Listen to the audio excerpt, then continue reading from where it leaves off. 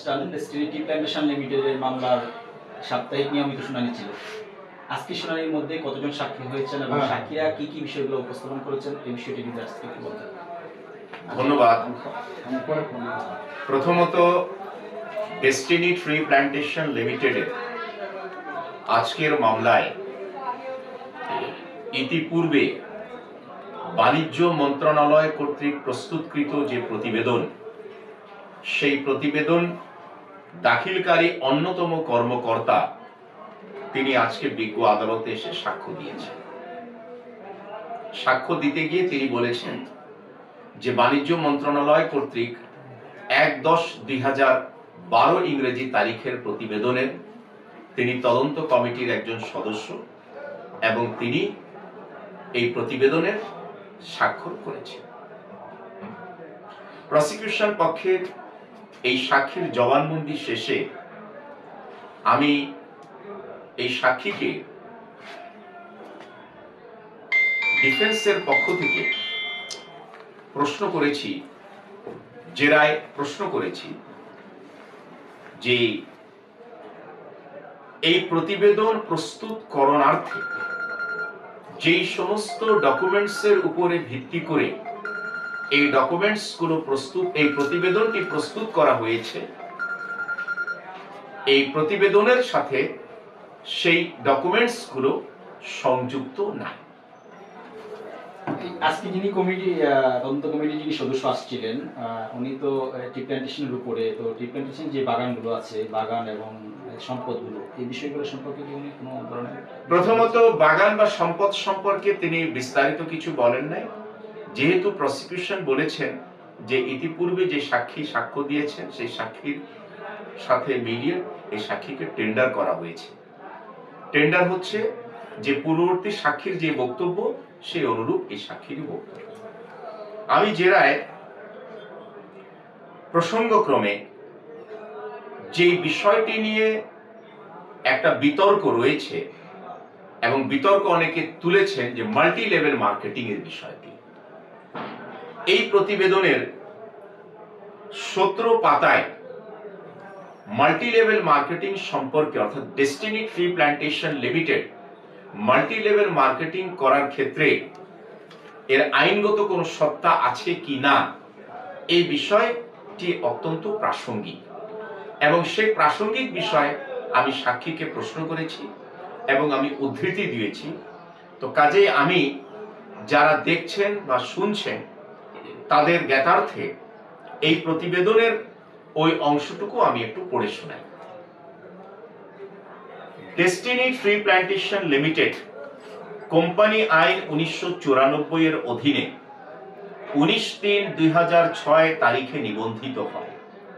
নিবন্ধনকালে কোম্পানির অনুমোদিত মূলধন ছিল 3 কোটি টাকা এবং পরিশোধিত মূলধন ছিল 50 লক্ষ টাকা, যা বর্তমানে বৃদ্ধি পেয়ে যথাক্রমে 100 কোটি টাকা এবং 10 কোটি টাকা দাঁড়িয়েছে।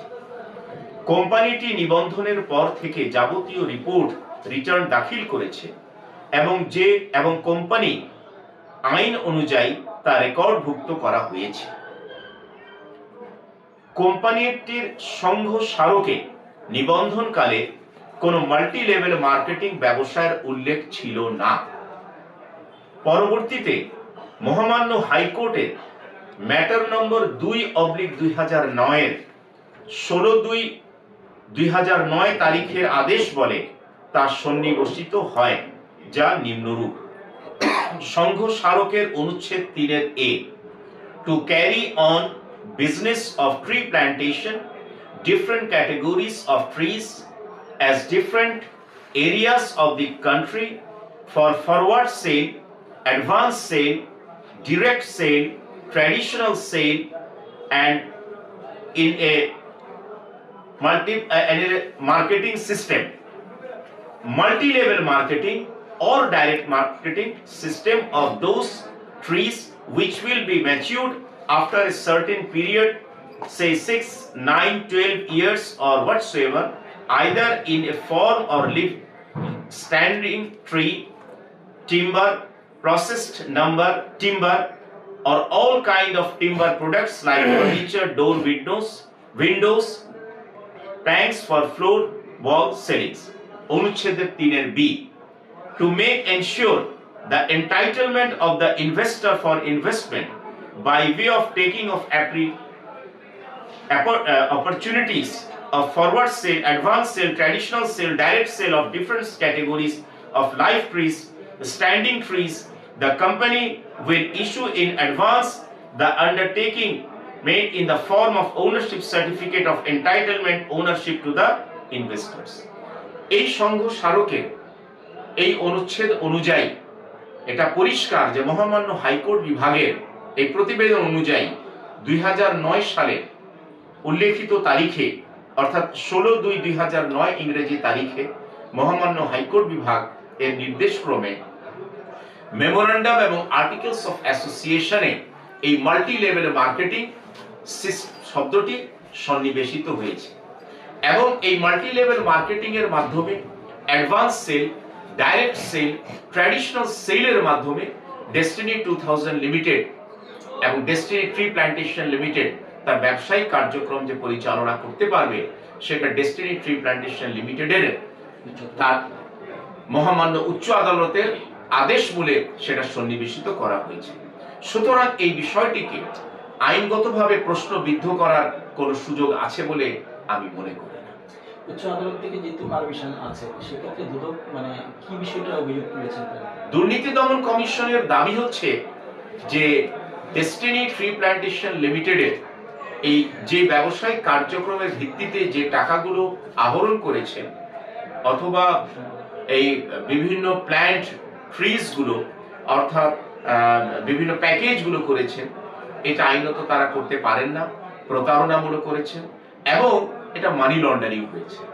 বস্তুত আমরা যদি কোম্পানির memorandum and articles of association যদি আমরা দেখি, আমরা যদি ব্যবসায়ের নেচারটা আমরা যদি দেখি, তাহলে আমরা স্পষ্ট দেখতে পাই যে ডেস্টিনি 2000 লিমিটেড কিংবা ডেস্টিনি ট্রি প্ল্যান্টেশন লিমিটেড তার ব্যবসায়িক কার্যক্রম পরিচালনা করতে গিয়ে কোনোভাবেই তার মেমোরেন্ডাম এবং আর্টিকেলস অফ অ্যাসোসিয়েশনের বিপরীতে বা লঙ্ঘন করে কিংবা অমান্য করে কিংবা ভায়োলেট করে কোনো ব্যবসায়িক কার্যক্রম করে নাই এবং এই সম্পর্কে কোনো কথিত মতে কোনো ভুক্তভোগী কথিত মতে কোনো অ্যাগ্রিভ পারসন আজ পর্যন্ত কোনো বিজ্ঞ আদালতে আমাদের জানা মতে এই ধরনের কোনো দাবি করে নাই।